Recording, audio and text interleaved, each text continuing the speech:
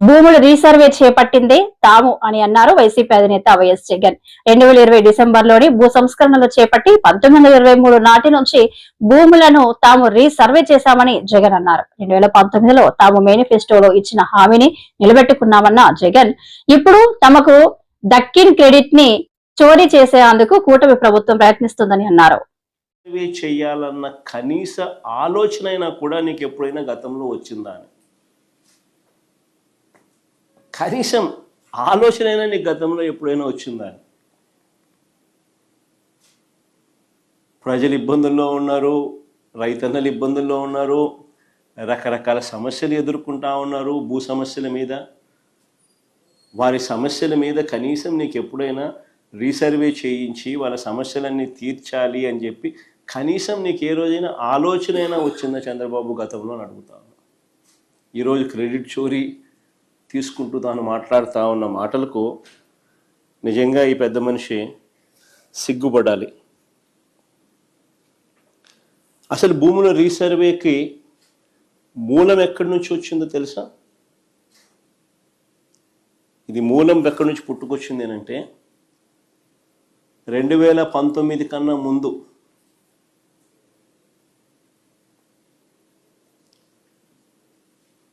నా 3648 కిలోమీటర్లు సాగిన నా పాదయాత్రలో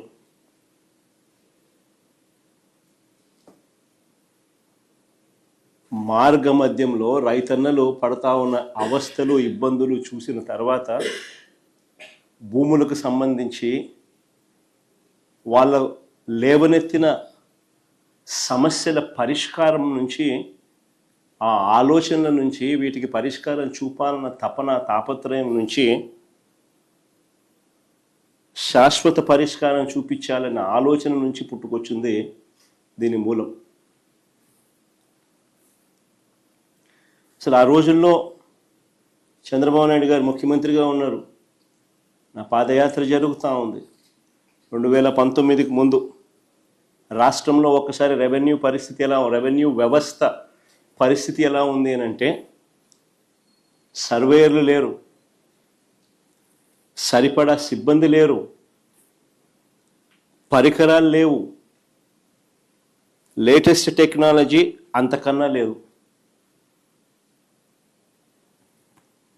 భూములు ఎప్పుడైనా కూడా క్రయ విక్రయాలు జరిగినా, లేకపోతే భాగ పరిష్కారాల్లో భాగంగా ఏదైనా కుటుంబాల మధ్య డివిజన్ చేసుకున్న సబ్ డివిజన్ లేదు, మ్యూటేషను లేదు. ఇవి కూడా జరిగేటివి కాదు. పైగా ఎడా పెడ, లెఫ్ట్ రైట్ సెంటర్, ఈయనకు ఎప్పుడు మూడు వస్తే అప్పుడు, ఎప్పుడు బుద్ధి పుడితే అప్పుడు, ఎవరైనా నచ్చకపోతే అప్పుడు 22A అంటే ప్రోహిబిటెడ్ ల్యాండ్ సేల్. 22Aలో భూములు పెట్టడం, ప్రోహిబిటింగ్ ఎనీ ల్యాండ్ సేల్. వీళ్ళకి ఇష్టం రైతులను, ప్రజలను ఇబ్బందులు పెడుతూ అవస్థలకు గురి చేస్తున్న పరిస్థితి. ఇలాంటి 1,00,000 సమస్యలకు పరిష్కారంగా సమగ్రమైన భూ సర్వే అండ్ సమగ్రమైన ల్యాండ్ రిఫార్మ్స్. భూ సంస్కరణలు చేయాలన్న ఆలోచన వాటి నుంచి వచ్చింది. అందుకని 2019 ఎన్నికల కన్నా ముందే మా మేనిఫెస్టో కాపీ కూడా ఒక డిస్ప్లే చేయండి ఒకసారి. మా మేనిఫెస్టో కాపీలోని 2019లో ఒకసారి డిస్ప్లే చేయండి.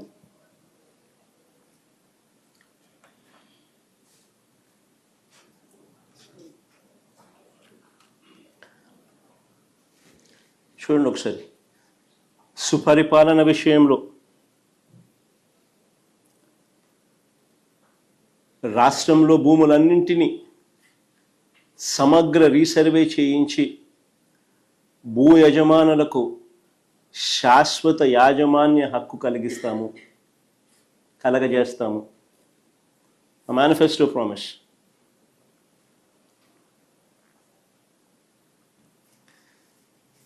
అక్కడి నుంచి పుట్టుకొచ్చింది.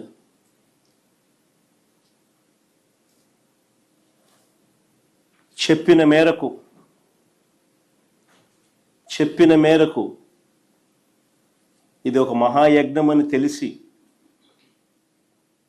చెప్పిన మేరకు 2020 డిసెంబర్ 21వ తారీఖున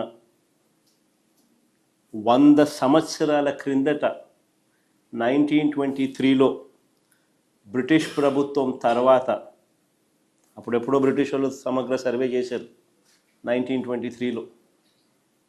దాని తర్వాత ఎప్పుడూ కూడా ఎక్కడా కూడా సమగ్ర రీసర్వే అన్నది ఎప్పుడూ కూడా ఆలోచన కూడా చేయడానికి కూడా ఎవరు సాహసించరు.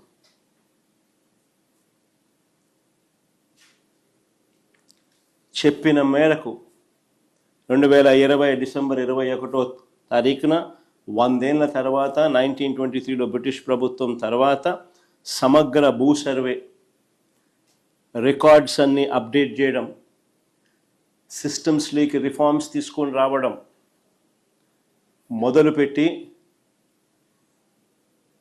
ఒక గొప్ప అడుగు పడింది ఆ రోజు. నిజంగా ఇది ఒక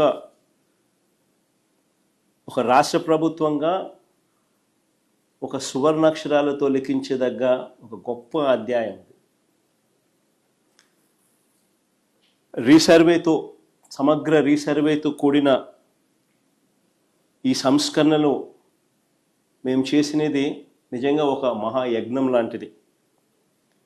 చెప్తా ఎందుకు అంత యజ్ఞం అనే పదం ఎందుకు వాడుతూ ఉన్నాను అని అంటే, ఒకసారి ఆ లోతు లేకపోతే మీతో పాటి ప్రజలందరికీ కూడా అర్థమవుతుంది అసలు ఎంత లోతుగా పోయాము అని. ఇది చెయ్యాలి అని అంటే ఎంత కష్టమైన పని అని కూడా అందరికీ అర్థమవుతుంది.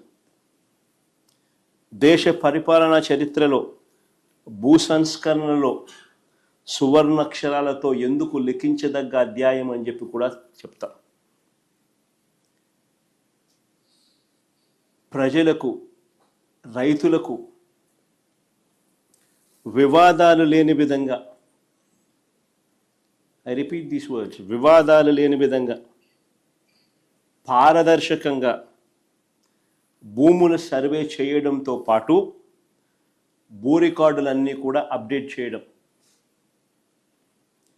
వాటిని ట్యాంపర్ చేయలేని విధంగా physical and digital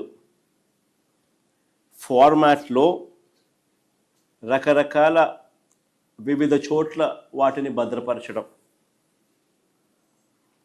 at various levels. భూ యజమానులకు, రైతులకు శాశ్వత యాజమాన్య పత్రాలు, క్లియర్ టైటిల్స్ ఇవ్వడమే కాదు,